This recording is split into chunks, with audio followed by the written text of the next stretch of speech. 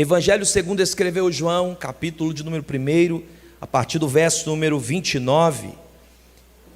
Evangelho segundo escreveu João, capítulo 1, versículo 29. Eu vou ler aqui na versão NVT, nova versão transformadora. Pedi o pessoal da mídia aí, eu mandei aí no oficial aí, por gentileza, depois colocar aqui os slides, fazendo favor. João capítulo 1, verso 29, todos encontraram? Amém? Diz assim, no dia seguinte, João viu Jesus caminhando em sua direção e disse: vejam, é o Cordeiro de Deus que tira o pecado do mundo. Era a ele que eu me referia quando disse: um homem virá depois de mim, muito mais poderoso do que eu, pois existia muito antes de mim. Eu não o conhecia, mas vim batizando com água para que ele fosse revelado a Israel. Vejam, é o Cordeiro de Deus que tira o pecado do mundo. Amém? Senhor, traz luz à nossa mente, fogo no nosso coração, fervor no nosso espírito. Senhor, leva cativa a nossa mente diante do teu trono agora. Silencia toda voz que não seja a voz do Senhor agora. Nós queremos ouvir apenas uma voz, é a voz do trono, é a voz do alto. Eu estou aqui apenas como mero instrumento do Senhor, mas fala conosco, Pai. Nós queremos ouvir a tua voz. E nos ensina a não sermos apenas ouvintes da palavra, mas praticantes desta palavra. É o que nós oramos a Ti, em um nome precioso de Jesus. Amém e amém. Aleluia. Eu quero começar essa noite perguntando para você o seguinte, fazendo a seguinte pergunta: quem aqui já experimentou uma provisão de Deus? Levante a sua mão. Você estava vivendo aquele momento, e aí você olhava para um lado, para o outro, sem saber o que ia acontecer, e de repente você viveu uma provisão de Deus. É tão bom quando a gente vive uma provisão de Deus, sim ou não? É tão bom. É tão bom saber que há um Deus que, mesmo estando no céu, aparentemente distante de nós, Ele cuida de nós. Porque as Escrituras já dizem que perto está o Senhor daqueles que o invocam e buscam. É bom demais viver uma provisão. E o que tem a ver isso com o texto? Irmãos, o fato de Jesus vir a esse mundo foi uma provisão dada por Deus a nós. Às vezes nós vivemos uma provisão material, nós vivemos uma provisão financeira, isso é muito bom. Nós vivemos uma provisão diária, isso é muito bom, de alimento, de roupa, de saúde. Mas a maior provisão que já existiu na face da terra, a maior providência que já pôde existir, foi quando o Senhor, nosso Deus, entregou o seu Filho naquela cruz para morrer por nós. Você pode dar um glória a Deus? Foi a maior. Sabe, porque o dinheiro passa, a roupa fica por aí, os bens ficam aí, mas a única coisa que permanece, até o nosso corpo, ele vai se deteriorar, vai ser consumido pelos vermes. Por isso Jesus, ele ensinou dizendo: não ajunteis tesouro na terra, onde a traça e a ferrugem corrói, destrói, consome, e aonde os ladrões roubam. Mas ajuntai tesouros no céu. Então nós precisamos entender a preciosidade e a profundidade do que foi feito pela nossa vida. Sabe, para muitos esse dia, esse tempo é apenas um feriado. E glória a Deus, muita gente viajou, muita gente recebendo família em casa, mas muitas pessoas só levam em consideração isso: é feriado, eu vou descansar. Sabe, para outros é o momento das compras, vamos sair, vamos comprar chocolate à vontade, para a família, para os amigos, né? E quem aqui gosta de chocolate, então caiu de braçada, não foi? Sai as compras. Mas eu pergunto para você, o que é Páscoa? O que é Páscoa? Qual o sentido da Páscoa? A Páscoa tem dois principais sentidos. Não sei se os meninos projetam aí, por gentileza. Ela tem dois principais sentidos. O primeiro sentido da Páscoa. A primeira Páscoa, ela aconteceu lá em Êxodo capítulo 12. Pois você pode abrir aí. Êxodo capítulo 12. O povo de Israel estava cativo no Egito, 430 anos cativo no Egito. Deus levanta Moisés em Êxodo 3 para libertar o povo. Em Êxodo 12, Deus ele pede para que o povo instituísse a primeira Páscoa, para comemorar, para celebrar a saída, porque Êxodo significa saída. Saída de onde? Deus tirou o povo do Egito, eles saíram de lá. Só que a palavra Páscoa, ela foi escrita na língua, no hebraico, significa Psash, o termo traduzido para o português significa passagem. Passagem. E trazendo isso para a nossa memória, para a nossa vida, o que é essa passagem? Veja bem, Deus tira o povo de Israel do Egito, o povo saiu do Egito. E agora o povo está de passagem pelo deserto. Eles estão, porque nós somos conhecidos como peregrinos em terra estranha. Nós somos peregrinos. O apóstolo Paulo vai dizer que nós não somos cidadãos dessa terra. Nós somos cidadãos dos céus. Nós não somos daqui, nós somos de lá. Então o que nós estamos fazendo aqui? Nós somos peregrinos aqui. Nós estamos caminhando aqui, mas com os nossos olhos na eternidade, com os pensamentos na eternidade. Ou seja, nós estamos de passagem por essa terra. Como assim também viveu o próprio Cristo, de passagem. Eu sei de onde vim e sei para onde vou. Eu não sou daqui. Eu não sou daqui. Irmãos, imagina, Jesus poderia ter vivido 10, 20, 30 anos, 40 anos na terra, sim ou não? Viveu pouco tempo. Eu já estou orando, falando, Senhor, eu não tenho mais paixão nenhuma por esse mundo. Quem dera se o Senhor me levasse ontem. Que paixão que tem. O único motivo de estarmos aqui é para proclamarmos o Evangelho, é para proclamarmos o reino, e pasme você. Eu tive agora numa reunião de pastores do Brasil todo, até de fora, pastores de fora. 3,4 bilhões de pessoas ainda não ouviram o Evangelho. Uma estimativa, 3,4 bilhões de pessoas. E a Bíblia diz que enquanto o Evangelho não for pregado no mundo todo, Jesus não voltará.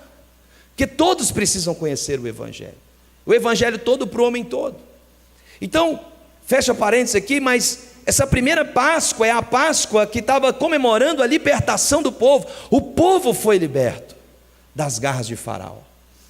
Mas nós temos então uma segunda consideração, segundo sentido da Páscoa, que é a Páscoa para os cristãos. O que é a Páscoa para os cristãos? A ressurreição. Pode passar, a ressurreição. Jesus veio, viveu, foi crucificado, sepultado, mas ao terceiro dia ele ressuscitou. As mulheres foram lá no túmulo para poder encontrar com Jesus e não encontraram com ele. Por quê? Porque Jesus havia ressuscitado e o anjo estava lá para dizer: por que procura dentre os mortos aquele que vive está? Uau! Quem aqui já viu aquele filme, acho que os meninos até viram esses dias, Em Defesa da Fé, Defesa de Cristo? Vocês viram aqui, não foram? Defesa de Cristo, baseado numa história real, viram aqui? Baseado numa história real. Se eu lembrar o nome aqui, eu falo para vocês do autor. Mas naquele filme, o cara tenta provar que Jesus não existiu. Jesus foi uma criação da mente humana, ele usa até o termo delírio. Mas a própria Bíblia, ela vai trazer comprovações, como por exemplo, Jesus foi visto por mais de 500 pessoas. Como é que você consegue afirmar que 500 pessoas estão tendo o mesmo delírio? Falar que 10 está tendo, 20 está tendo, beleza. 500 pessoas estão delirando. 500 pessoas viram Jesus a olho nu, viram ele, ressuscitado, ressurreto. O corpo estava lá, com as marcas. Sabe, nós comemoramos a ressurreição de Jesus. É o único túmulo em que, se você for lá visitar, vai estar escrito: ele não está mais aqui, ele ressuscitou, ele está vivo. Não tem osso lá, não tem nada lá, porque ele ressuscitou ao terceiro dia. Amém? Você pode dar um glória a Deus? Ele está vivo.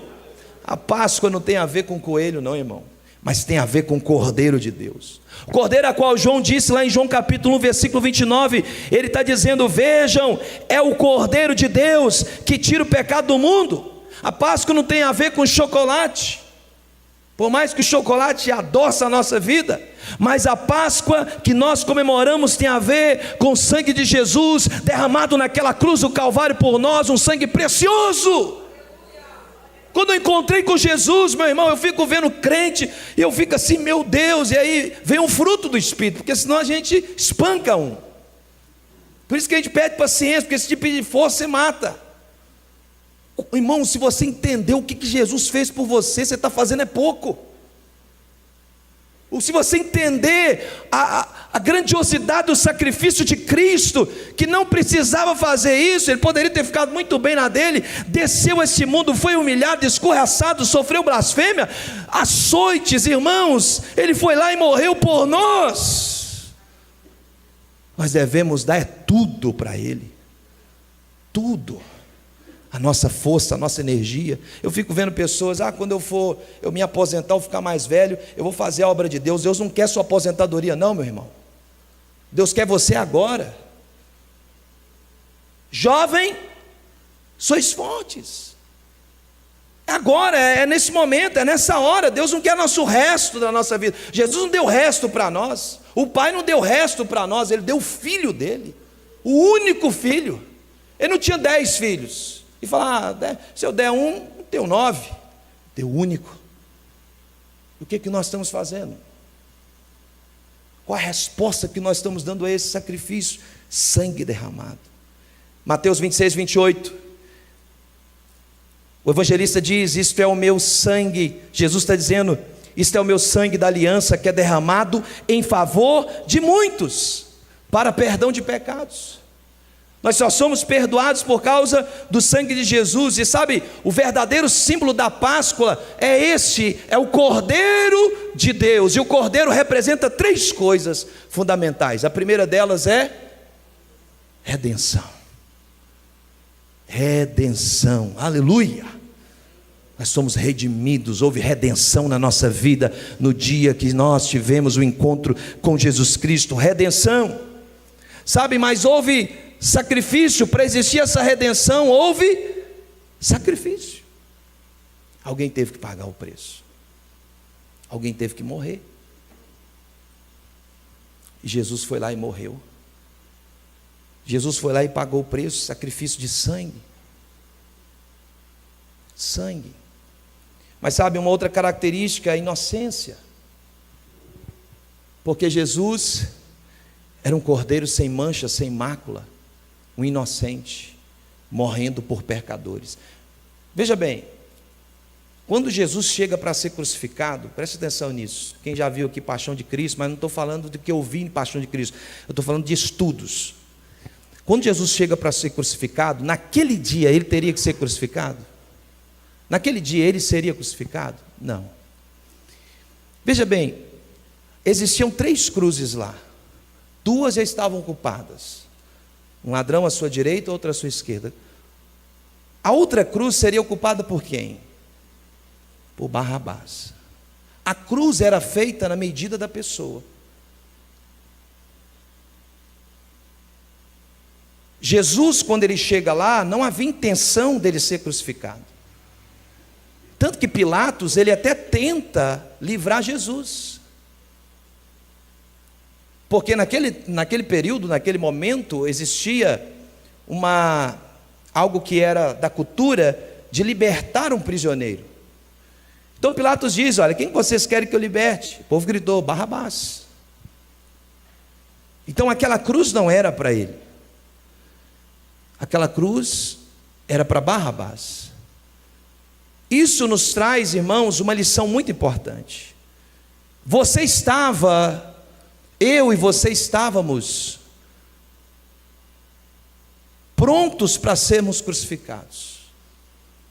nós estávamos num lugar lá para sermos mortos. Jesus chegou exatamente naquele momento e trocou de lugar conosco.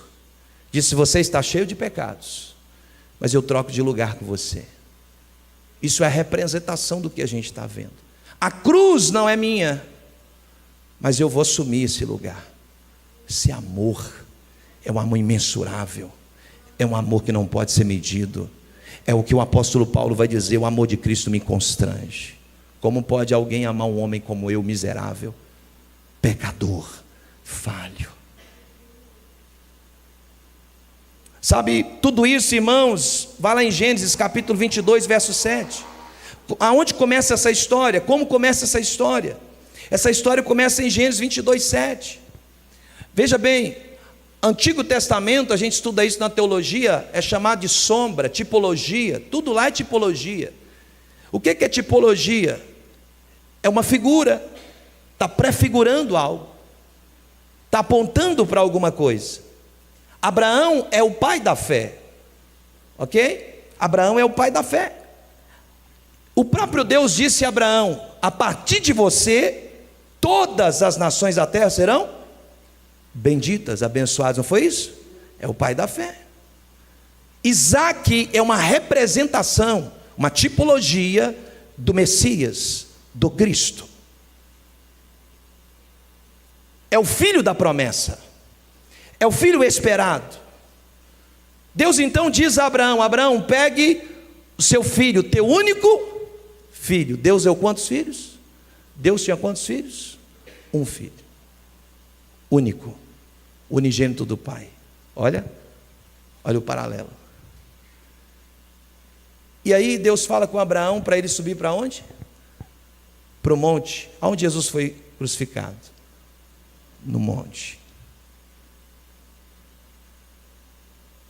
Abraão é a tipologia de Deus Pai entregando o próprio filho. É a tipologia de Deus entregando o próprio filho para ser sacrificado, sem fazer pergunta, sem questionar, sem perguntar absolutamente nada. Abraão sobe com seu filho para sacrificá-lo. Mas olha o que Isaque diz. Isaque conhecia de sacrifício, ele sabia o que era um sacrifício, porque ele via o povo sacrificando. E ele vai dizer: pai, aqui está a lenha, aqui está o cutelo, tem tudo aqui, eu estou vendo, está tudo preparado, mas falta uma coisa: onde está o cordeiro? Onde está o animal para o sacrifício? Abraão, ele vai dizer: Deus proverá para si o cordeiro. É a resposta do pai. Sabe, a nossa história começa com essa pergunta. Esse episódio de Isaque vai prefigurar exatamente esse sacrifício de Jesus na cruz do Calvário. Deus vai prover para você um cordeiro, ou seja, trazendo isso para o contexto espiritual que nós estamos inseridos, estávamos perdidos, sem saber o que ia acontecer na história. Mas Deus proveu para nós um cordeiro, e esse cordeiro se chama Jesus Cristo de Nazaré, que veio há 2000 anos atrás, morreu e está vivo agora à destra do Pai. Ele reina para todo sempre, e por causa dele nós temos vida. Você pode dar um aplauso, você pode glorificar, você pode exaltar ao Cordeiro de Deus que tira o pecado do mundo. Aleluia! Deus vai prover para você um cordeiro. Deus, essa é a nossa pergunta: onde está o cordeiro? Deus proveu um cordeiro para Isaque, assim também Deus proveu um cordeiro para nós. Eu quero te falar 3 coisas muito importantes. Primeira delas que eu aprendo, pode passar. Primeira delas que eu aprendo, você está comigo aqui? Pode ir. Primeira delas que eu aprendo aqui essa noite: Jesus, o cordeiro que nós precisamos enxergar. Vamos repetir juntos, 1, 2, 3. Jesus, o cordeiro que nós precisamos. Olha o que disse João. João disse assim, ó, é exclamativo, é pontual, é enfático. Vejam, João está dizendo. Sabe, essa expressão que João está usando nos conduz, irmão, a uma visão de fé. E voltando lá ao Abraão, Abraão era conhecido como pai da fé. João está dizendo, vejam, nos leva a uma expressão de fé, porque muitas pessoas têm olhos para ver, mas poucos têm olhos para enxergar. Poucos têm olhos para enxergar. Sabe, não há como enxergar o milagre se os nossos olhos ainda estão no passado. É isso que João está dizendo, vejam, o futuro chegou, o futuro está aí, as profecias estão ditas lá atrás, se cumpriu hoje, vejam, o Messias chegou aqui, ele está em nosso meio. Só que muitos tinham olhos para ver, mas não para enxergar a profecia, e até hoje estão lá esperando o Messias, os judeus ortodoxos, até hoje. Sabe, Abraão, ele falou com firmeza a Isaque, por quê? Porque Abraão, ele sabia, Deus vai prover para você, meu filho, um cordeiro, porque Abraão sabia, porque Abraão caminhava pelos olhos da fé, e pelos olhos da fé, ele já sabia que o cordeiro já estava preparado. Eu quero liberar uma palavra sobre a nossa igreja essa noite, eu quero dizer a você, caminhe pelos olhos da fé, não ande pela naturalidade das coisas, mas ande pela fé. Se você caminha pela fé, você nunca vai se frustrar, mas se você caminha por vista, você se frustra, mas se você caminha por fé, você já alcançou o milagre, você já chegou lá.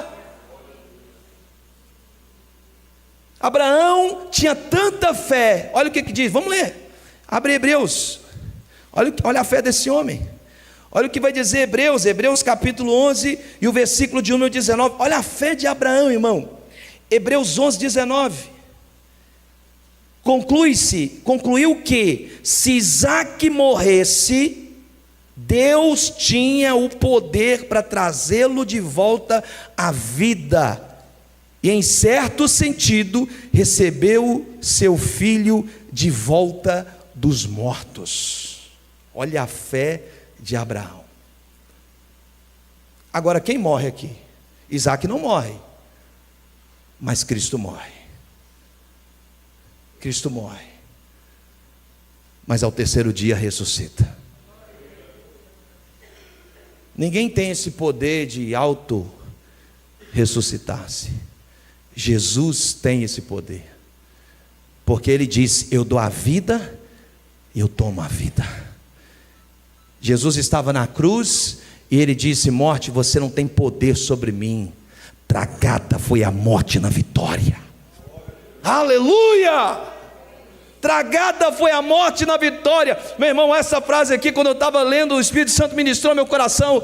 Pode passar, olha essa, melhor, pode deixar, olha essa frase. A fé é a capacidade de você enxergar o quê? Seu futuro, mesmo vivendo no seu presente. Deixa eu liberar essa palavra. A fé é a capacidade de você enxergar o seu futuro, mesmo vivendo no seu presente. No futuro, eu já sei aonde eu vou estar. No futuro, você já sabe onde você vai estar. Eu vou estar com Abraão, com Isaque, com Jacó. Eu vou estar no céu, celebrando, o corpo glorificado, assentado à mesa com o Pai, porque nós somos o povo que caminha pela fé.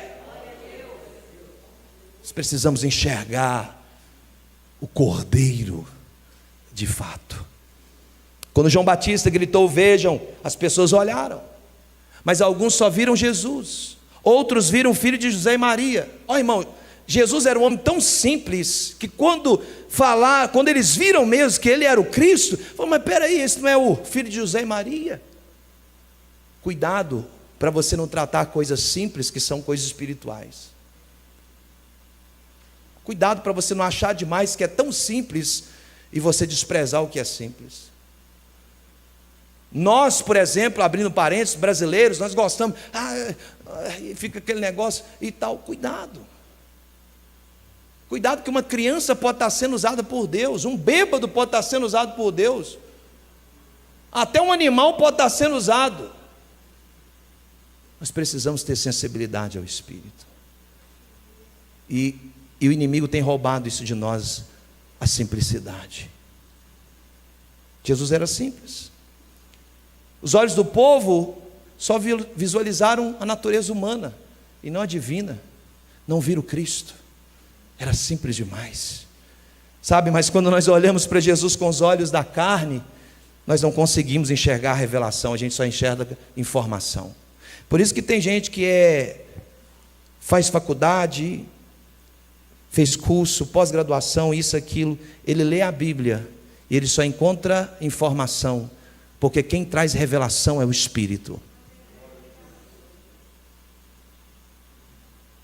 Por isso que o irmão mais simples recebe a revelação, porque a revelação não tem a ver com quantas pós-graduação você fez, quantos mestrados você fez.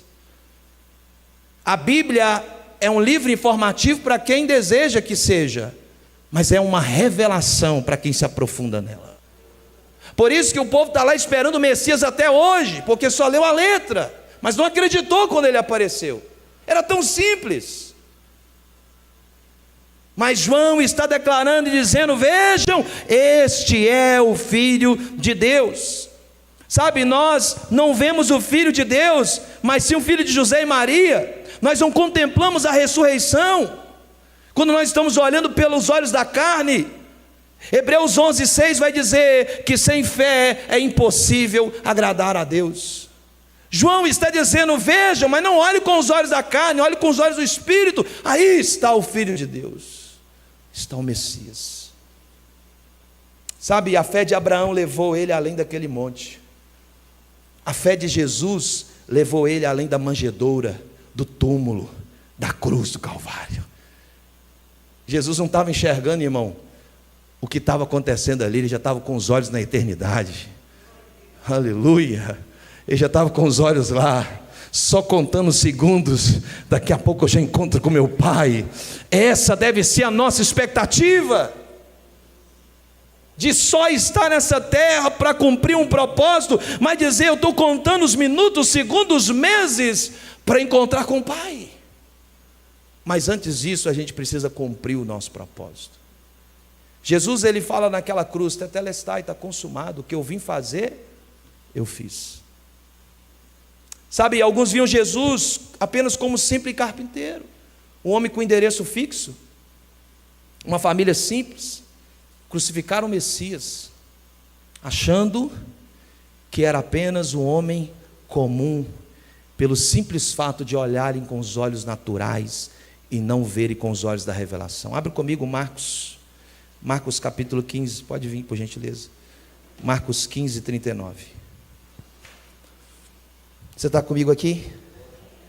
Quando o oficial romano que estava diante dele viu como ele havia morrido, exclamou: este homem era verdadeiramente o Filho de Deus. Sabe o que é isso? Grito de desespero.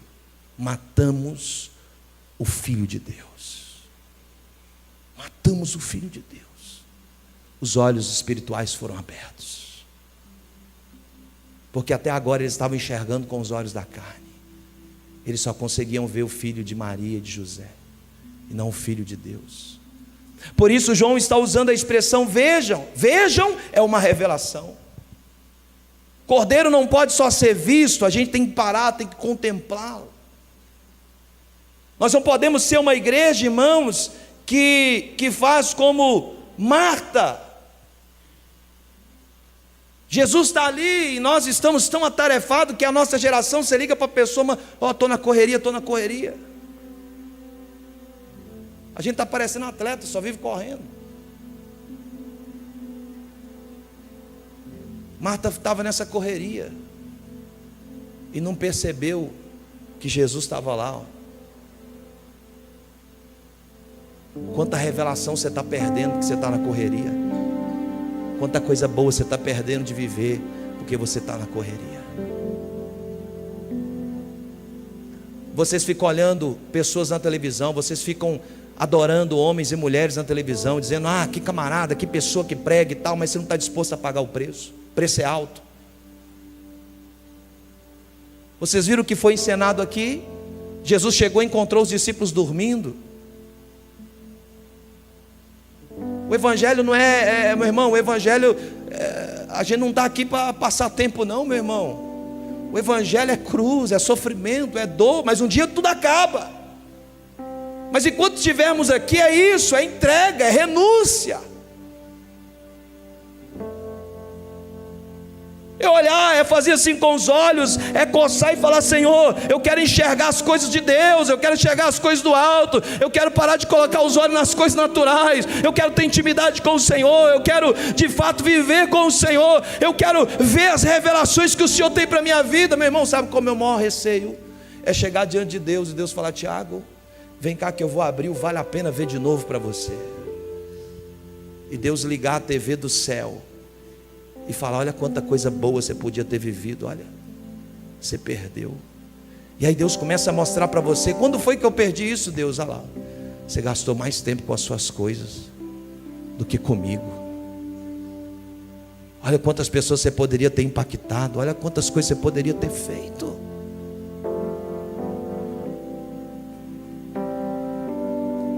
Tem gente aqui, irmão, que está cheio de talento. Deus colocou talento na sua mão, só que você está enterrando ele. Deus está falando para você: desperta. Nós precisamos enxergar, não apenas ter olhos para ver, mas olhos para enxergar o que Deus está fazendo. Não me deixa fora, Deus, o que o Senhor está fazendo. Você quer ficar fora do que Deus está fazendo? Eu não quero. Não me deixa fora, Deus. Eu quero estar dentro do que o Senhor está fazendo, mover que o Senhor está fazendo no mundo, na terra. Eu quero estar dentro disso, Deus. João está dizendo: vejam, enxerguem, é o Cordeiro. Mas em segundo lugar, pode passar. Em segundo lugar, Jesus é o Cordeiro que tem um dono. Ele é o Cordeiro de Deus. Sabe, irmão, Isaac foi salvo por um cordeiro que tinha um dono. Cordeiro não nasce em árvore. Já viu o cordeiro nascer em árvore? Mas um cordeiro apareceu na árvore. Mas a árvore lá representa o madeiro em que Jesus estava, porque um cordeiro um dia foi pregado no madeiro. Amém? Cordeiro não nasce em árvore. Preste atenção comigo, para pensar. Alguém que tinha um cordeiro perdeu um cordeiro para que alguém fosse abençoado. Amém? Alguém doou um cordeiro, talvez involuntariamente, para que alguém fosse abençoado. Você está entendendo? Um cordeiro apareceu lá, não foi num passo de mágica. Algum camponês, algum dono de fazenda, de um cordeiro saiu e apareceu lá. Amém? A moeda que estava na boca do peixe não apareceu lá num passo de mágica. Alguém perdeu a moeda do peixe, achou. Você está me entendendo ou não?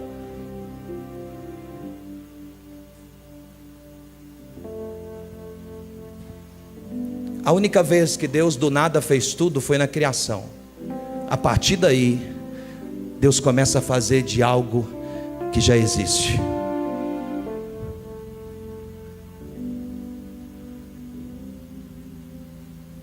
Deus começa a fazer de algo que já existe. Quando o cordeiro aparece, Deus está dizendo para Abraão: é a provisão. Oh, é a provisão. Algum fazendeiro naquele dia ficou com cordeiro a menos, mas salvou a vida de alguém. Você está me entendendo? Para você abençoar alguém, você tem que perder alguma coisa. Ah, meu Deus.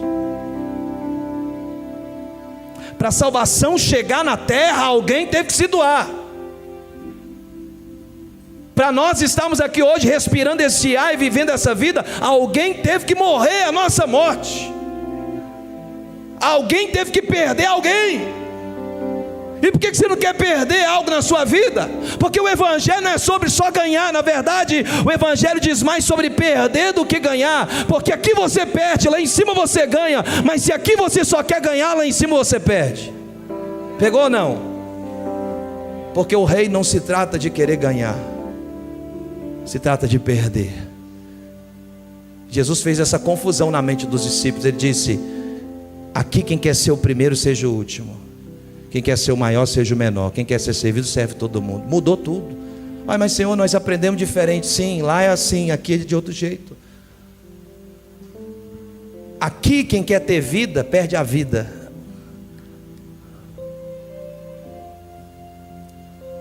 Porque quem perde aqui ganha lá, mas quem só ganha aqui perde lá em cima. A parábola do rico e Lázaro fala sobre isso. O rico tinha abastança, Lázaro não tinha nada, comia das migalhas. Chegou lá em cima, foi servido.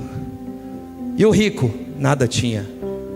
Deus diz: lá embaixo você teve muito, e você não soube abençoar. Aqui ele tem tudo.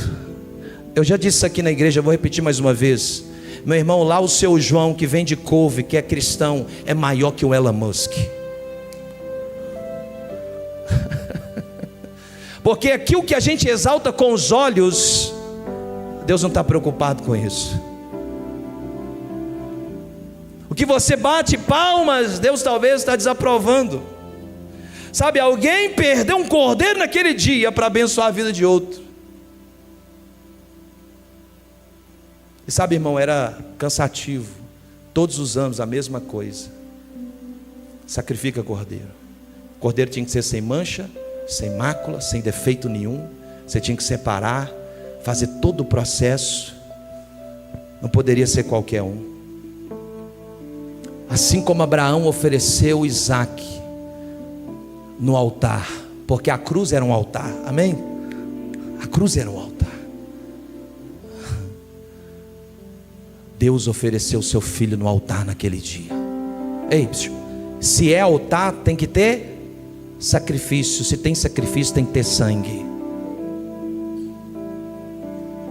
Não existe sacrifício sem sangue. Tem que ter sangue. Jesus já estava sacrificando antes, porque já estava suando sangue lá no Getsemane. Ele entendeu o que era o sacrifício, era dolorido. Porque imagina você carregar sobre você todo o peso, todo o pecado. Sabe, mas Jesus, ele não é um cordeiro aleatório, pode passar. Jesus não é um cordeiro aleatório. Ele é o cordeiro de Deus. Irmão, você não entendeu. Deus não saiu lá aleatoriamente escolhendo alguém, não. Ele pegou o único, o melhor, o filho dele, e entregou por nós. O apóstolo Paulo vai dizer: se ele entregou o filho dele por nós, quanto mais as outras coisas. É isso que a gente tem que entender como igreja. Nós somos filhos de Deus. É um relacionamento de pai e filho. Ele entregou o filho na cruz do Calvário. Não foi aleatória a escolha. Ele sabia, porque o cordeiro já estava morto antes da fundação do mundo. Lá no batismo, o pai disse: eis aí o meu filho amado. Ele não é um cordeiro aleatório. Mas em segundo lugar, Jesus é um cordeiro insubstituível. Lá atrás, para os hebreus, todo ano mata cordeiro. Vinha um, daqui a pouco vinha outro, mais um, mais outro, mais outro, mais outro, interminável. Mas agora vem Jesus, representando o Cordeiro de Deus, e diz: aqui é de uma vez por todas, não precisa de mais sacrifício. Não precisa mais sacrificar cordeiro algum. Abre a sua Bíblia em Atos capítulo 4 e verso número 12. Olha o que diz as Escrituras. Atos capítulo 4 verso 12. Vai dizer assim a palavra de Deus: não há salvação em nenhum outro, não há outro substituto. Não adianta você buscar outro, não existe outro. Não há outro, não há outro, não há outro. Não há nenhum outro nome debaixo do céu em toda a humanidade por meio do qual devemos ser salvos. Somente por meio de Jesus Cristo, somente por meio da obra salvífica de Jesus na cruz do Calvário, você pode dar glória ao nome de Jesus. Aleluia! É um cordeiro insubstituível. Eu não preciso de mais sacrifício, eu não preciso de outro cordeiro. Ele é suficiente. Ele foi suficiente e Ele será suficiente para quem morreu lá, para quem morre agora e para quem vai morrer no futuro. Não precisa sacrificar outro cordeiro. Ele já veio, Ele morreu em nosso lugar. Mas ao olhar para esse texto, você está comigo aqui? Olhar para esse texto, eu vejo as características do dono do cordeiro. A primeira característica é afirmar a filiação do filho. Em Mateus 3,17, Deus diz ao filho: esse é o meu filho amado. Afirma a filiação. Esse é o meu filho amado. Porque se você sabe a quem você pertence e de onde você veio, você não precisa viver pelas opiniões dos outros. Há muito tempo eu já parei com isso, há muito tempo. Fulano, não tem problema. O que fulano disse, falou, para mim. Você tem que saber a sua identidade. Ele afirma a identidade do filho. Mas uma outra característica surge.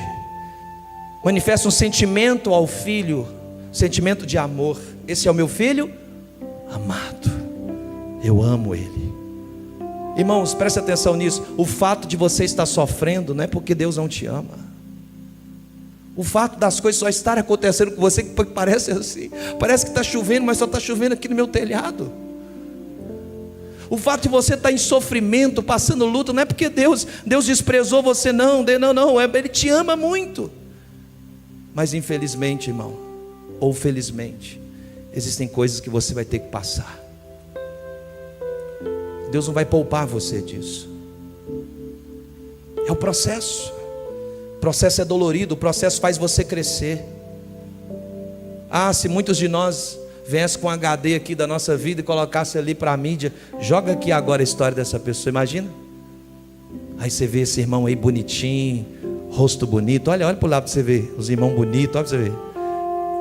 Olha, rosto bonito, né? Conta bancária gorda, não é? Mas ninguém sabe suas lutas, sabe? Se jogasse aqui no telão, quantas vezes você chorou? Se jogasse aqui no telão, quantas vezes você pensou em desistir? Mas o pai está afirmando ao filho, dizendo: esse é o meu filho amado, porque o pai sabe o que ele vai passar. E o cálice era difícil. Amor é uma palavra que descreve muito bem o nosso Deus, porque Deus é amor. Deus só não ama, não. Deus é amor, a essência dele é amor. Diga para quem está do seu lado: Deus te ama demais. Você pode ter perdido o amor por você, irmão, mas Deus ama você. Deus entrega por amor. João 3,16 diz que ele entregou o filho por amor. Ele não foi forçado a entregar, ninguém forçou, ninguém pediu. Foi um ato de amor, irmãos. Ele deu por amor. Mas sabe, Deus também corrige por amor. Ele corrige o filho que ama. Ele está corrigindo você, está chamando a sua atenção. Ninguém gosta de ser chamado a atenção, ninguém gosta de ser corrigido, gosta? Mas se o pai está corrigindo, é porque ele te ama. É porque ele está dizendo para você: eu quero que você avance, eu quero que você cresça, eu tenho tanta coisa para você viver. Olha aí o amor.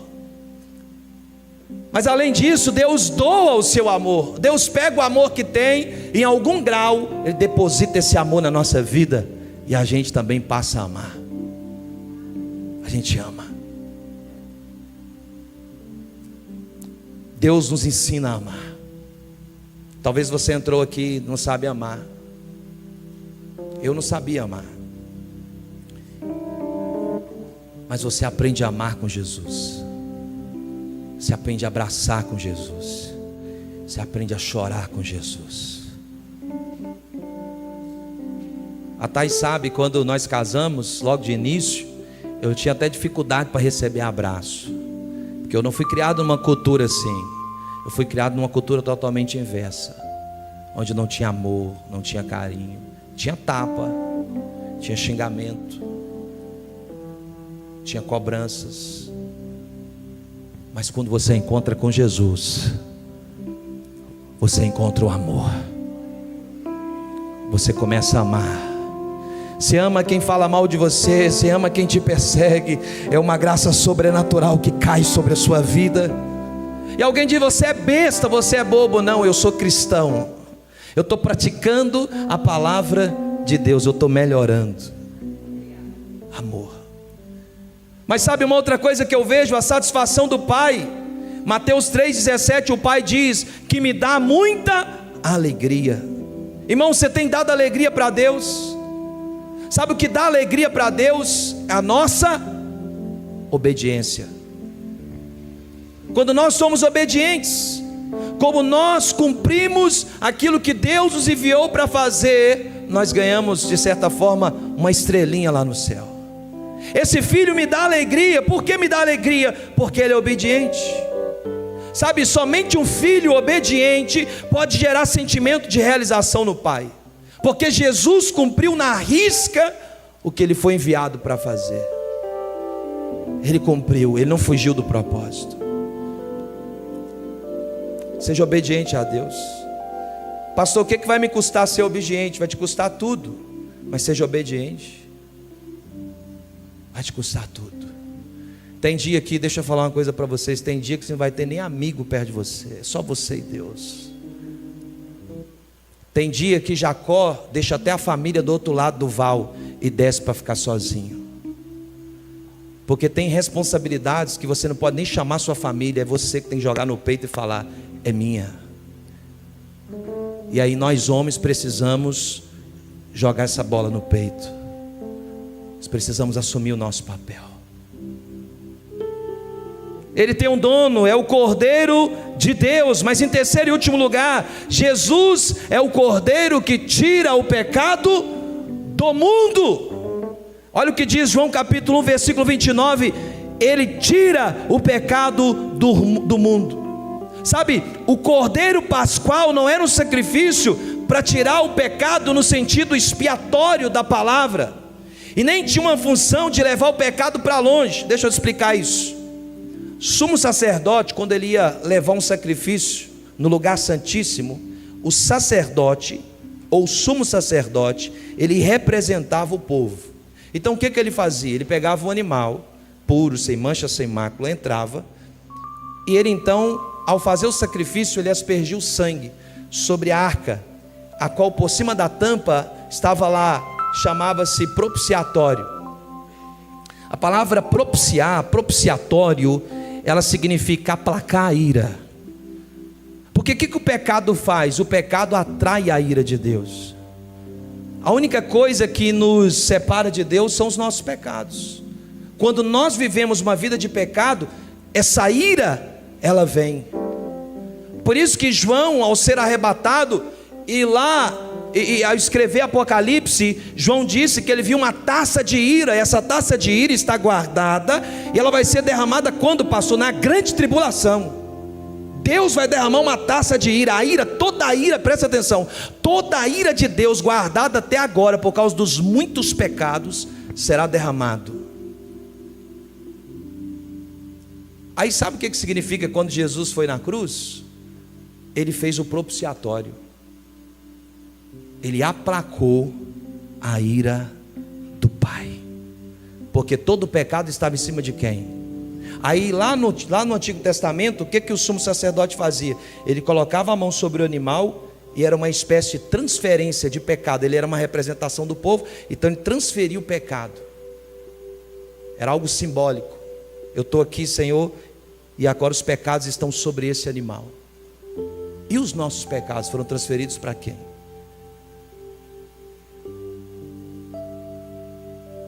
Após feito isso, ele ia lá e passava lá a navalha, o sangue aspergia,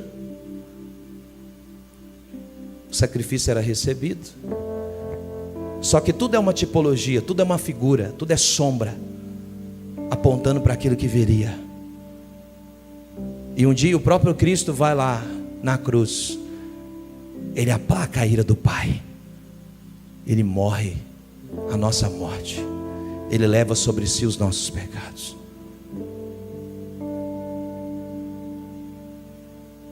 Ele não faz uma expiação simplesmente.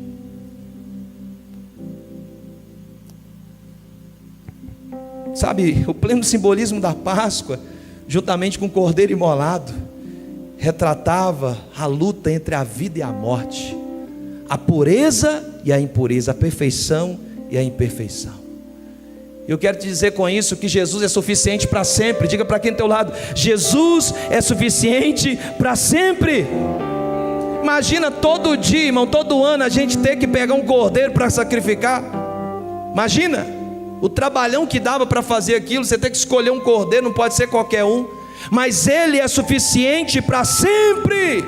Eu não preciso subir escada de joelho, eu não preciso me flagelar, me autoflagelar, eu não preciso ficar fazendo essas coisas que o povo faz, porque o sacrifício já foi feito, a morte foi lá na cruz. Eu sou livre agora para exaltar o nome de Cristo Jesus. Sabe, Jesus não veio encarnando em várias vidas, uma única vida foi suficiente. Assim como o primeiro Adão, nosso pai, trouxe o pecado ao mundo, assim veio o segundo Adão na representação de Cristo, morre e agora consuma todas as coisas. Já não vivemos mais pelo peso da lei. Levante a sua mão que eu quero declarar. Já não vivemos mais pelo peso da lei. Não é lei, não. Agora não é mais lei. Agora é a graça de Deus derramada sobre a nossa vida. Por isso nós devemos olhar para aquele que é o autor e consumador da nossa fé todos os dias e agradecer tamanha graça dele por nós. Será que você pode fazer isso aí? Você pode agradecer a ele aí?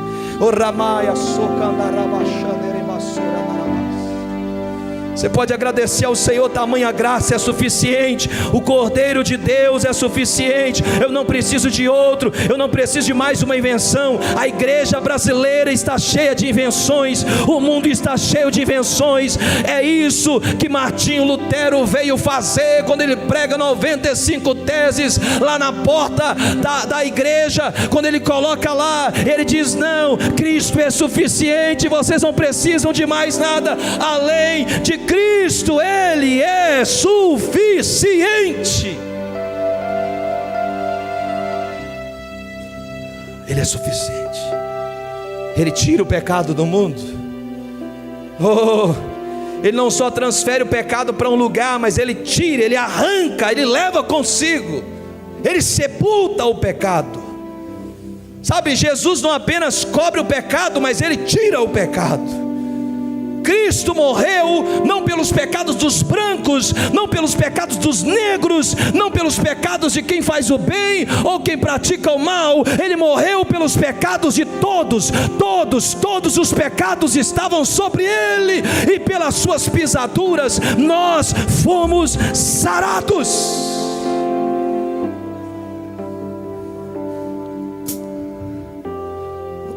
O sangue dos cordeiros no tabernáculo. Eu vou ler a Bíblia para você. Eu vou ler a Bíblia. Hebreus capítulo 11, Hebreus capítulo 10.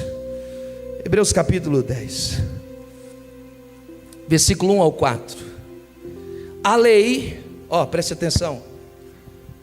A lei constitui apenas uma sombra, uma vislumbre das coisas boas por vir, mas não as coisas boas em si mesmas. Os sacrifícios são repetidos todos os anos, mas nunca puderam purificar inteiramente aqueles que vêm adorar. Se tivessem esse poder, já não precisariam existir, pois os adoradores teriam purificados de uma vez por todas. Verso 3, verso 2. E a consciência de seus pecados teria desaparecido. Verso 3. Em vez disso, esses sacrifícios os lembravam de seus pecados todos os anos. Todo ano o cara chegava lá e lembrava dos pecados, porque tinha que sacrificar de novo. Olha, irmão, presta atenção na profundidade disso. O que Cristo fez conosco, irmãos? A Bíblia diz que Ele pegou os nossos pecados e lançou aonde, irmãos? Ele lançou aonde? No mar do esquecimento. Significa que Ele sofre de amnésia? Não. Significa que Ele não joga mais na nossa cara os pecados cometidos lá atrás. Ele não precisa mais trazer lembrança desses pecados como era aqui na antiga aliança, na lei lá atrás. Toda vez eles lembravam dos seus pecados. Mas olha o que diz o verso 4. Pois é impossível, verso 4, é impossível que o sangue de touros e bodes remova pecados. Por isso, verso 5 fecha dizendo: por isso, quando Cristo veio ao mundo, disse: não quisesse sacrifício nem ofertas, contudo me deste um corpo um corpo para oferecer.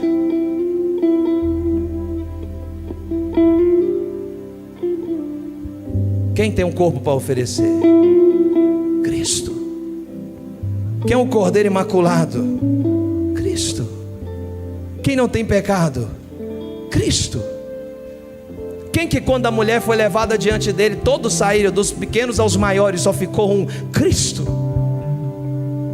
Ele é o único que tem poder de absolvição absoluta.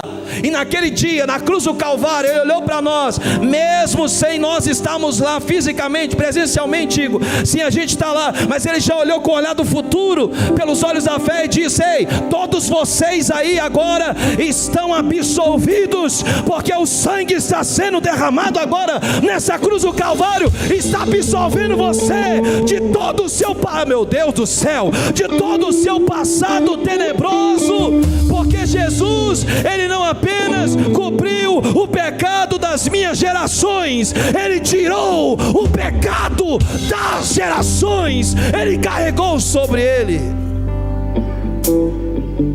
Por isso não há, Douglas, nenhuma condenação para quem está em Cristo Jesus. As coisas velhas se passaram e tudo se fez novo. Oh, alguém está aqui essa noite? A igreja está aqui nessa noite. Ele tira o pecado, Ele arranca o pecado, Ele faz como se Ele estivesse arrancando uma erva daninha, e Ele diz: nunca mais. Mas eu finalizo dizendo: um alto preço foi pago. Jesus pagou um alto preço. E eu concluo com a frase dos moravianos. Quem nunca assistiu um filme dos moravianos, entra no YouTube, dá uma pesquisadinha, eu mando o link lá depois. Eles disseram que o Cordeiro receba a recompensa pelo seu sacrifício. John Wesley se converteu de fato a partir dos moravianos, numa viagem que ele fez de navio. As ondas agitadas batendo, parece que o barco ia quebrar, e eles cantavam. John Wesley lá, ah, meu Deus, eles cantavam. Eles não tinham medo da morte. E essa frase nasce a partir de dois homens que se vendem como escravos para pregar o evangelho numa ilha de escravos. Eles dizem que o Cordeiro receba a recompensa pelo seu sacrifício. Sabe o que é isso? Essa frase é uma forma de mostrar para a gente como a gente pode devolver ou gastar nossa vida em prol do que Cristo fez por nós. A pergunta é: o que eu vou fazer agora para devolver tamanho amor? O que eu vou fazer agora para demonstrar um pouco da gratidão do que Cristo fez pela minha vida? Preste atenção nisso, irmãos. Salvação é pela graça. Não tem nada que eu faça para que eu seja salvo, para que eu diga assim: foi na força do meu braço, eu fiz, eu cumpri todos os requisitos. Não. Agora, galardão não. Galardão não é por graça, não. Galardão é obra, trabalho. Se você não trabalha, você vai chegar em Deus lá naquele dia, tem uma moedinha para você aqui, que você não trabalhou. Preste atenção, irmãos. Paulo disse o que? Eu trago no meu corpo as marcas, literalmente. Quando Cristo chegou no céu e quando Ele ressuscita e volta na terra, o que Ele mostra? Ele mostra o que Ele pregou, o discurso ou as marcas? Olhe para sua mão e pergunte para você mesmo: aonde estão minhas marcas? O que eu tenho feito pelo Evangelho? Olhem para Cristo e vejam as marcas nas suas mãos. Olhem na sua cabeça e vejam os furos que foram feitos pela coroa de espinho. Olhe para os seus pés e veja lá os pés dele furados. Olhe para os apóstolos e vejam eles testemunhando: o morto foi um foi degolado, outro foi arrastado pelas estradas, outro foi apedrejado. Literalmente, eles estão dizendo: eu trago no meu corpo as marcas do Evangelho.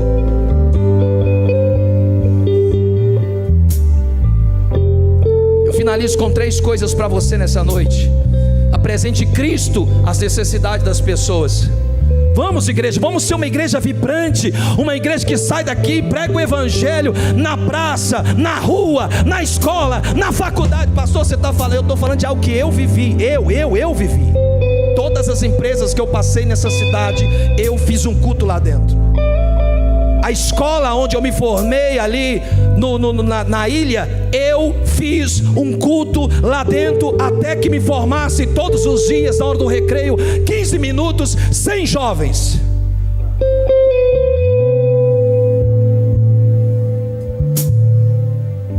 Apresente Cristo às necessidades das pessoas. No seu trabalho, na sua faculdade, onde você estiver. Segundo, fale às pessoas sobre a paternidade de Deus. Diga para as pessoas: Deus te ama, meu irmão. O Evangelho é simples, a gente está dificultando. Eu estou vendo as pessoas querendo revelação, mas não está fazendo nenhum beabá, nenhum prático. Como você quer viver o extraordinário se não está fazendo nenhum ordinário? Presente Cristo, fale para as pessoas sobre Deus. Deus ama você, Deus quer mudar a sua vida, Deus quer transformar o seu coração, Deus quer transformar a sua história. Ele ama você, Ele pagou um alto preço na cruz. Fica de pé, fica de pé. Em terceiro e último lugar, quem aqui já viu alguém celebrando o prêmio da Mega Sena? Fulano ganhou não sei quantos milhões. Uau!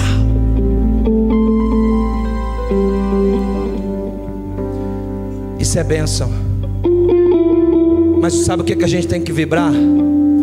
Por almas. Esse é o maior prêmio. Esse é o maior prêmio. Aquele dia quando o André levantou a mão aqui, entregou a vida, já nós vibramos. Eu vibrei demais. É isso, nós temos que vibrar mais do que vibra por um time. Eu fico vendo os homens aí vibrando por time. Meu ídolo. Meu irmão, vibre por Jesus. Pule por Jesus. Cante para Jesus. Grite para Jesus. Time não morreu por você. Homens não morreram por você. Cristo morreu por você. Cristo pagou o alto preço na cruz do Calvário. Sangue escorreu, sangue foi derramado.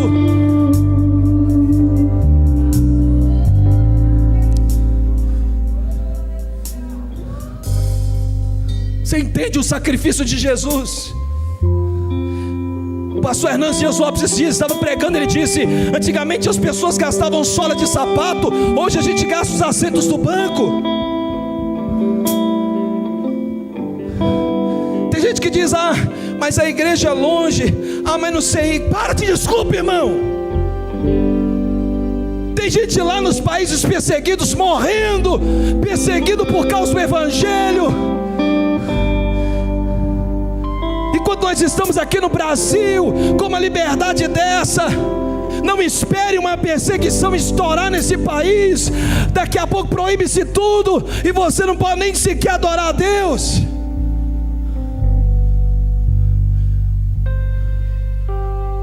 Assim como o casamento não é para meninos, o Evangelho não é para meninos, é para homens e mulheres sérios, que estão dispostos a dar a sua vida pelo Evangelho, por causa de Cristo, por causa de Jesus. Eu me recuso a viver um Evangelho minha boca. Eu me recuso a viver qualquer tipo de Evangelho. Eu me recuso a viver um Evangelho fraco, fajuto, sem sentido, sem propósito.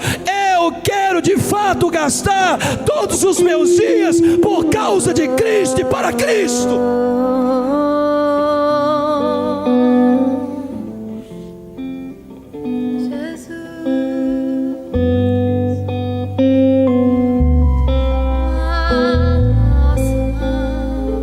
Eu cheguei numa fase onde eu não me preocupo mais com absolutamente nada. Porque um dia John Wesley foi proibido de pregar na paróquia em que ele tinha. E ele disse assim: o mundo é minha paróquia. Quando você entende que você não precisa de uma plataforma para pregar o Evangelho, qualquer lugar serve para você pregar o Evangelho de Jesus Cristo. É esse entendimento que nós temos que ter. Cristo morreu por nós. E eu finalizo com essa frase de Timothy Keller. Ele diz: você só é verdadeiramente rico se Jesus for o seu tesouro, pois Ele é a única riqueza que jamais se desvaloriza. O dólar desvaloriza, o ouro desvaloriza, o euro desvaloriza. Cristo jamais será desvalorizado. Eu estou sentindo uma graça de Deus, uma autoridade do Espírito Santo. Eu estou sentindo cadeias sendo quebradas essa noite. Eu estou sentindo como se o poder do Espírito do Altíssimo cobrisse a sua mente, o seu coração, o seu corpo, a sua alma, o seu espírito, e o Senhor começasse a mexer dentro de você e falasse: filho, vamos. Você só é verdadeiramente bem-sucedido se Ele for o seu Salvador, pois o status que temos com Cristo é o único que jamais será rebaixado. Aleluia. Glória a Deus.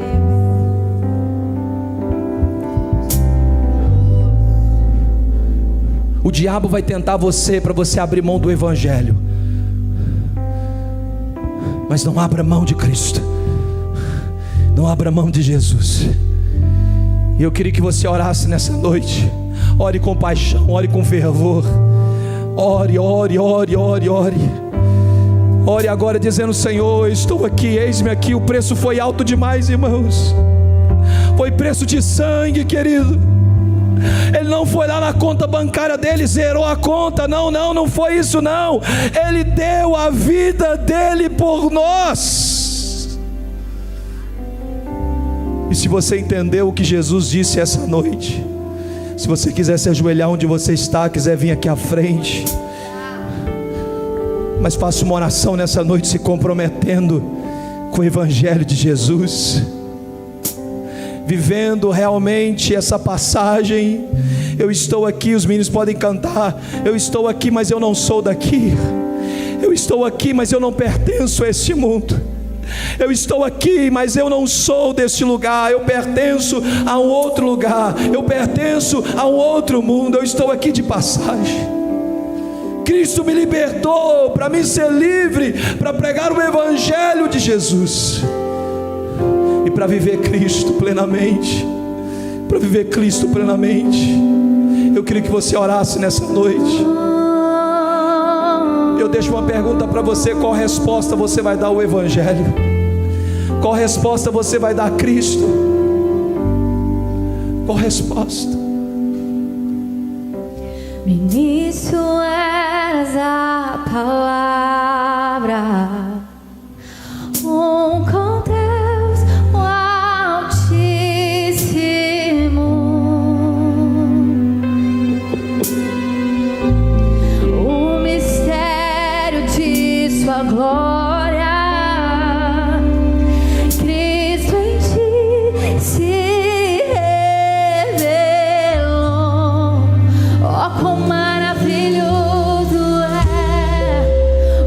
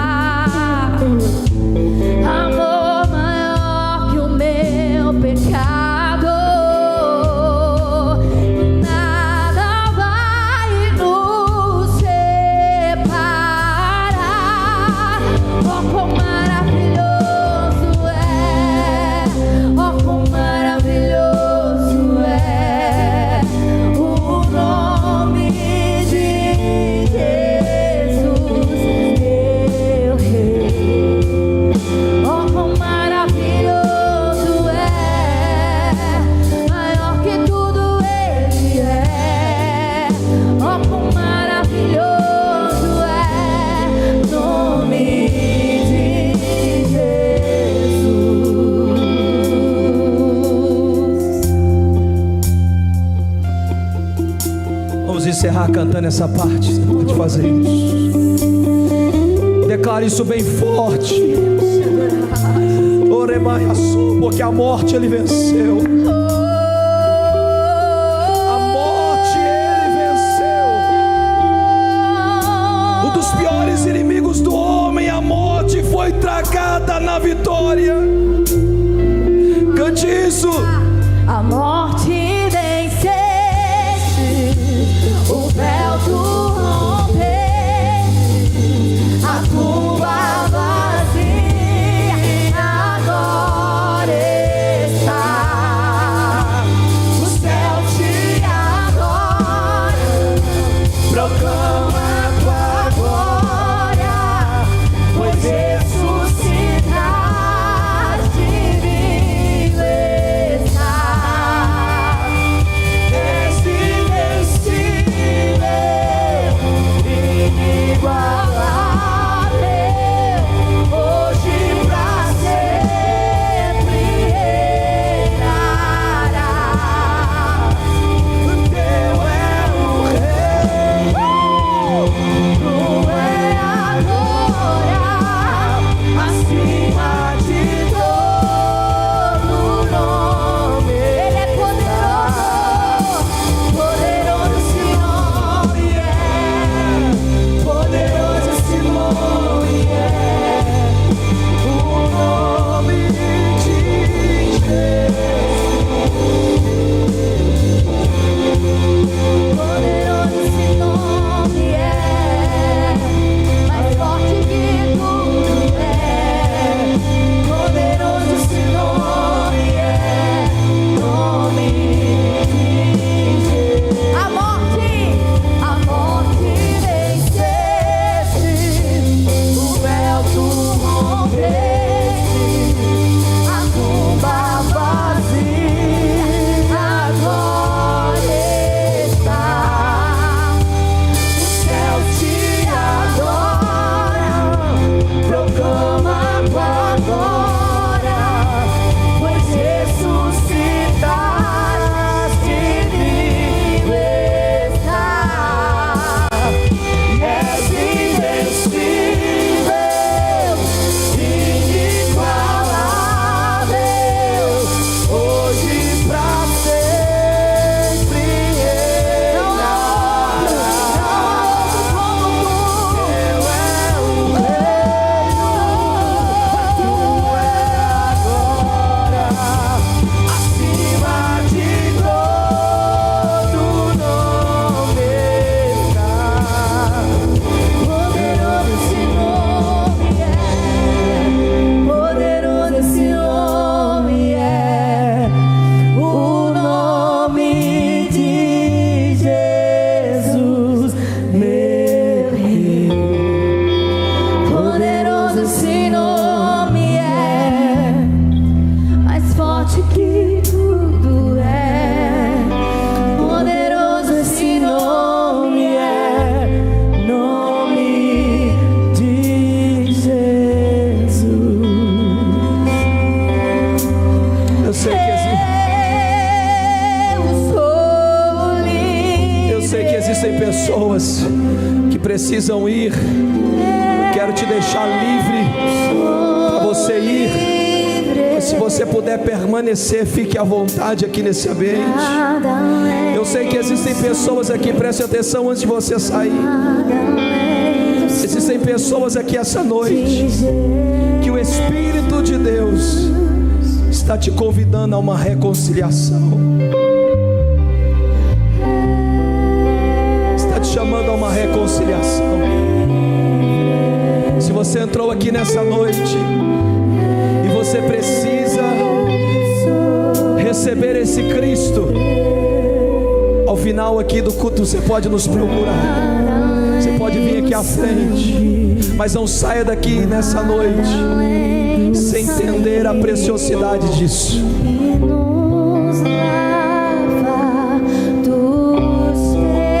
Para essa casa, para a nossa vida, o Senhor está dizendo para você. O Senhor está dizendo para você: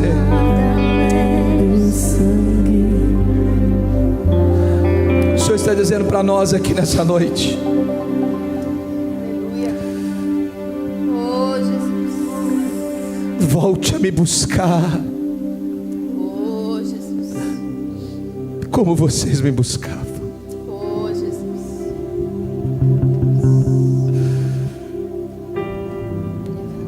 Eu estava aqui, eu senti no meu espírito,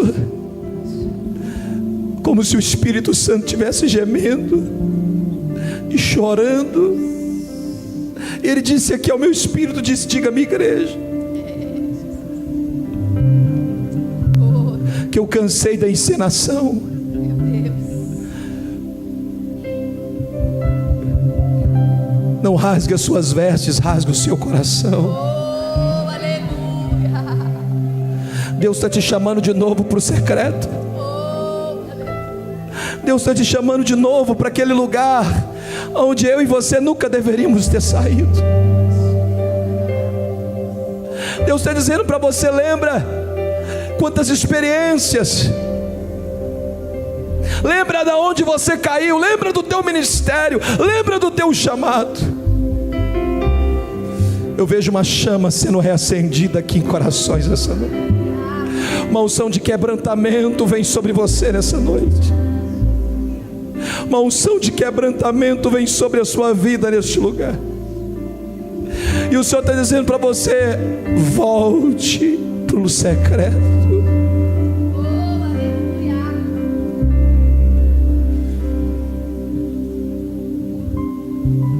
Volte para o lugar secreto. Existe mais de Deus para ser derramado sobre você.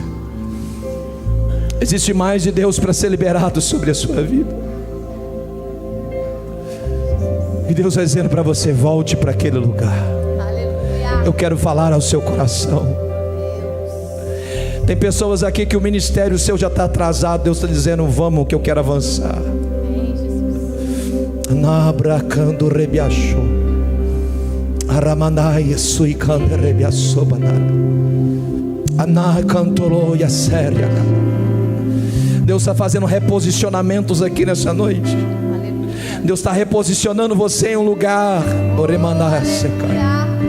Deus está te colocando em lugares onde você vai olhar e vai contemplar e vai ver o que o Espírito de Deus vai fazer através de ti.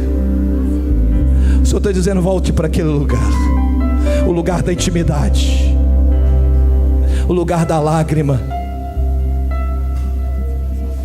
Que o amor de Deus o Pai, que a graça de nosso Senhor e Salvador Jesus Cristo, que a comunhão e as consolações do Espírito Santo seja sobre ti, seja sobre os seus filhos, os filhos dos seus filhos, até que Jesus volte a este mundo. Deus abençoe. Fique à vontade para ir, fique à vontade para permanecer. Deus te abençoe.